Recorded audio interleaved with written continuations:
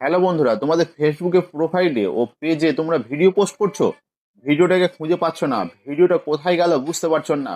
শুধু নোটিফিকেশন আসছে, কিন্তু তোমরা বুঝতে পারছো না যে ভিডিওটা আদৌ আছে কোথায়। তো তোমরা এই সমস্যার সমাধান কিভাবে করবে সেটা বুঝতে পারছো না। তবে আমার এই ভিডিওটা দেখলে খুব সহজেই তোমরা এই সমস্যার সমাধান খুঁজে বার করতে পারবে। তবে এই জন্য ভিডিওটা খুবই ইম্পর্টেন্ট হতে চলেছে, এই জন্য ভিডিওটা কোনো রকম স্কিপ করা যাবে না।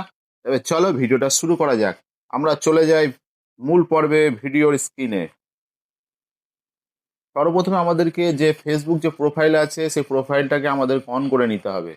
তারপর আমাদের যে কাজটা করতে হবে মূলত, আমাদের যে থ্রি লাইন যেটা টানা আছে সেই থ্রি লাইনে টাচ করতে হবে। তারপরে এই সেটিং অপশানে টাচ করতে হবে। সেটিং অপশানে টাচ করার পর এখানে আমাদের একটা অপশান বার করে নিতে হবে, যে অপশানটার নাম হলো মিডিয়া।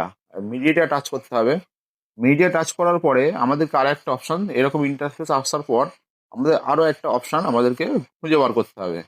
সেই অপশানটা হলো একদম নিচে চলে আসতে হবে। এখানে লেখা আছে অটোমেটিক এবি টেস্টিং।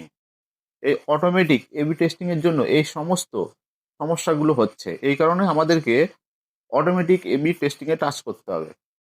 তো এইখানে মূলত এনেবল অটো এবি টেস্টিং যেটা করা আছে, এইটা হয়তো তোমাদের সকলের দেখবো অন হয়ে আছে। এই অন যেটা আছে এটা কিন্তু অফ করতে হবে। এটা যখনই অন অন করা থাকবে তখনই তোমাদের কিন্তু ভিডিও যখনই পোস্ট করবে তখনই কিন্তু ভিডিওটাকে খুঁজে পাবে না।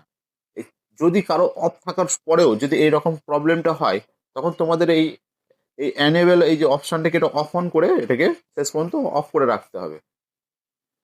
যখনই অফ হয়ে যাবে তারপর তোমরা একটা ভিডিও পোস্ট করে দেখবে, দেখবে এই প্রবলেমটা আর হচ্ছে না। তো নিশ্চয়ই তোমরা ভিডিওটা দেখে বুঝতে পেরেছো যে তোমাদের সমস্যার সমাধানটা কিভাবে পেয়ে গেছো। তবে ঠিক আছে, চলো ভিডিওটা শেষ করা যাক। তার আগে আরও একটা কথা বলি, আমার এই যদি ভিডিওটা দেখে তোমার যদি কোনো একটা উপকার হয়ে থাকে, তো আমার চ্যানেলটিকে অবশ্যই সাবস্ক্রাইব করে দিয়ে যেও ও সুন্দর একটা কমেন্ট করে দিও, আমার ভিডিওটাকে শেয়ার করে দিও, যেন তোমার আরো বন্ধুরা যেন এই ভিডিওটা দেখতে